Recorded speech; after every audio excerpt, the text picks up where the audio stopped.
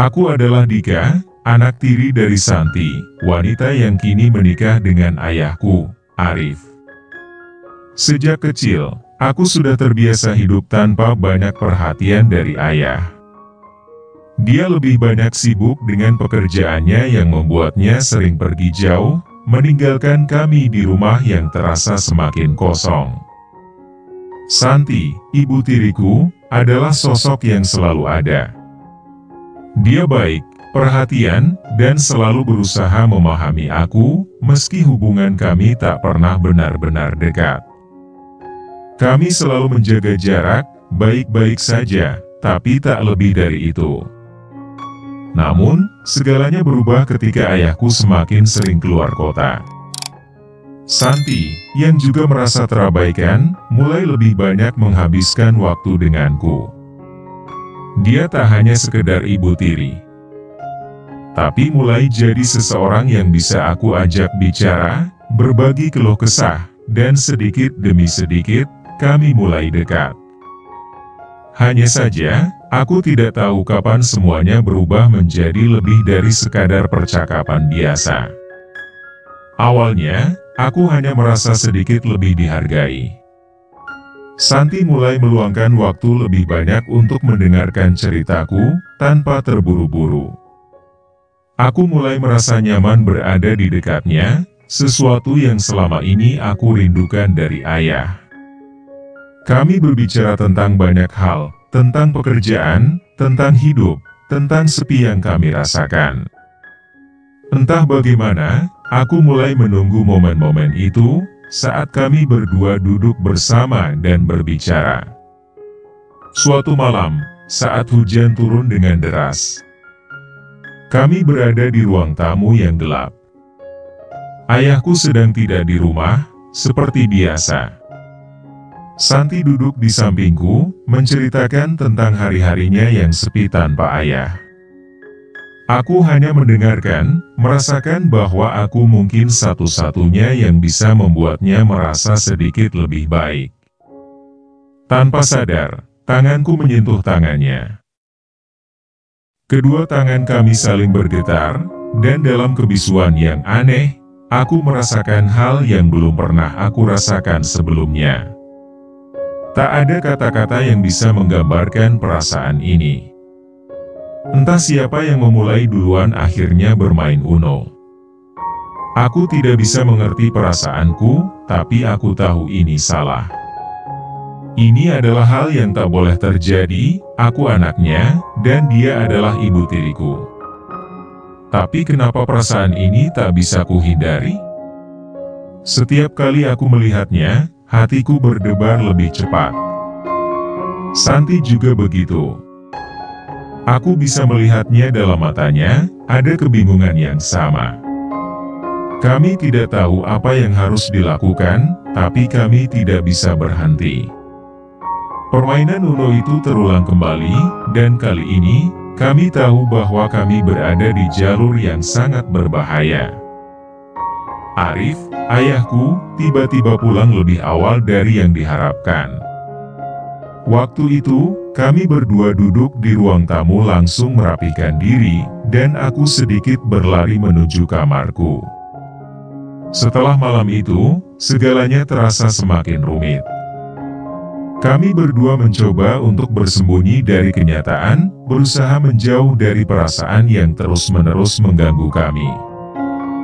Namun, setiap kali aku melihat Santi, aku tak bisa menahan diri.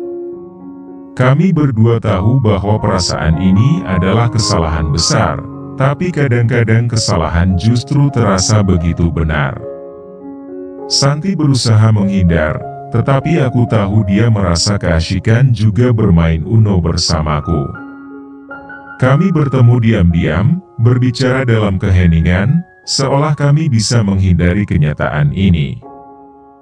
Kami tahu, jika ayahku mengetahui, segalanya akan berakhir, tetapi aku tidak bisa berhenti memikirkan Santi.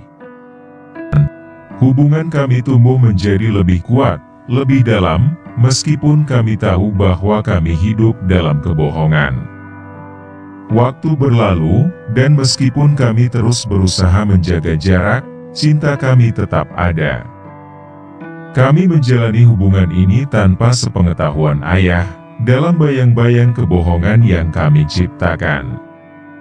Santi dan aku tahu betul bahwa ini adalah jalan yang berbahaya, tapi kami tidak bisa menahan perasaan yang telah terlanjur tumbuh. Setiap kali ayahku pergi, kami memiliki waktu untuk saling berbagi, untuk merasakan apa yang selama ini tak pernah kami dapatkan.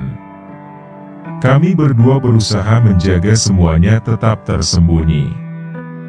Kami menjalani kehidupan sehari-hari, berpura-pura seperti biasa. Ayahku masih tidak tahu. Dan kami berharap, selama mungkin, agar dunia ini tetap utuh. Namun, semakin lama, semakin sulit untuk menyembunyikan perasaan yang telah membara.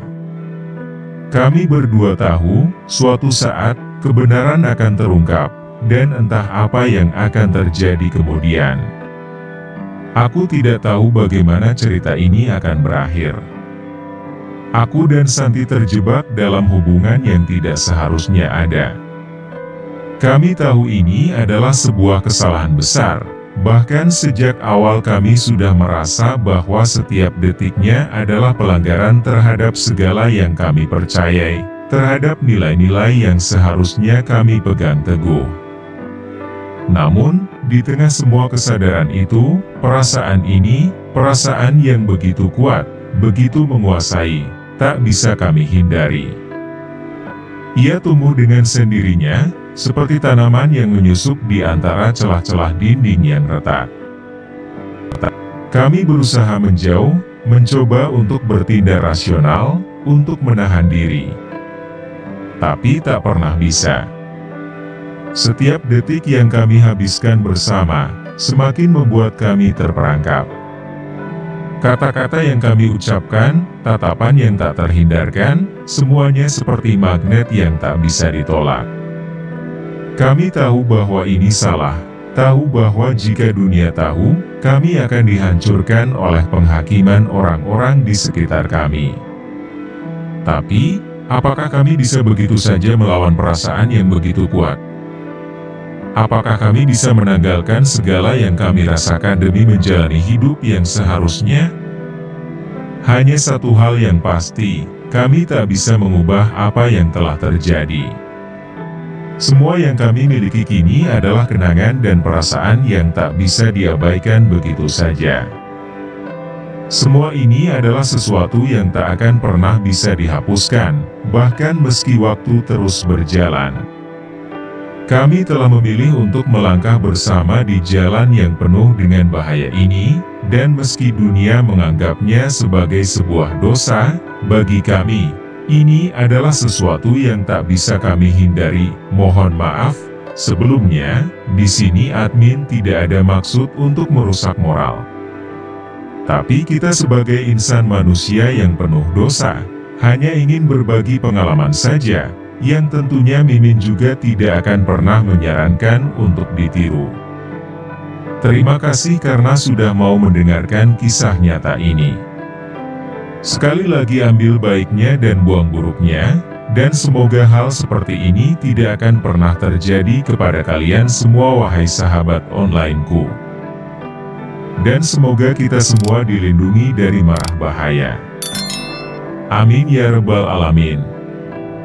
Sekian dan terima kasih. Sampai ketemu lagi di cerita-cerita selanjutnya. Jangan lupa like, komen, share, dan subscribe.